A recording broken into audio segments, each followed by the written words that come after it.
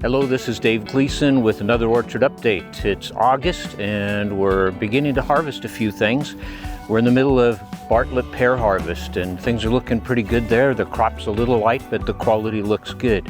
We're also on the front edge of apple harvest, and right now we're starting to pick some Galas, and it's quite a process to determine when's the perfect ripeness to pick the fruit, to store, to sell, to ship.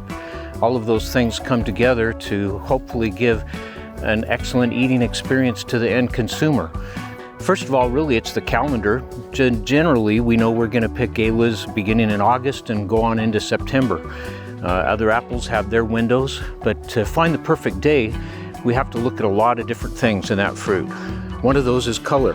So on red coloring varieties, apart from Goldens and Grannies, we're looking at that red color and how much is there. And as we get into cooler nights in the later part of the summer, cooler nights and bright sunshiny days stimulate color development. It's also a sign that things are changing internally.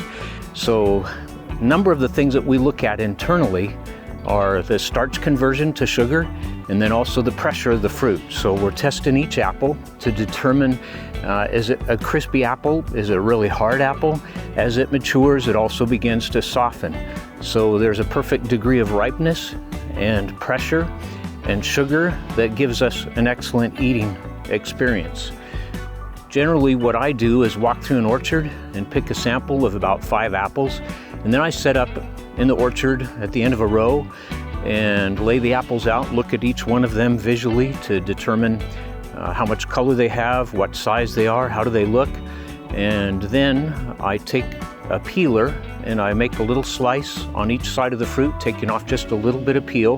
And I take a penetrometer that measures pressure. So as I push that into the fruit, it gives me a reading in pounds and kilograms. If we're getting low pressure readings, then we might be getting into a fruit that's too ripe.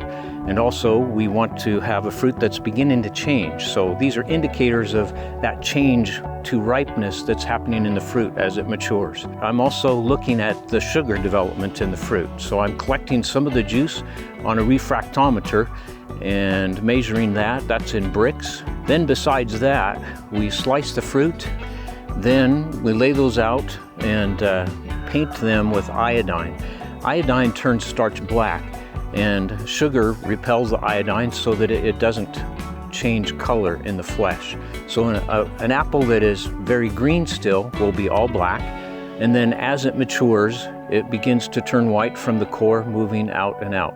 So there's a perfect timing for picking a fruit, and that's what we're looking for in the orchards at this point is where's the ripest fruit that needs to be picked right away, and then what's our target? What are we going to do with that fruit? Is it going to store for a bit, or is it going to be delivered right away? Those are a lot of components that we look at every day during this harvest period. Well, that's about it for now. Thanks for watching.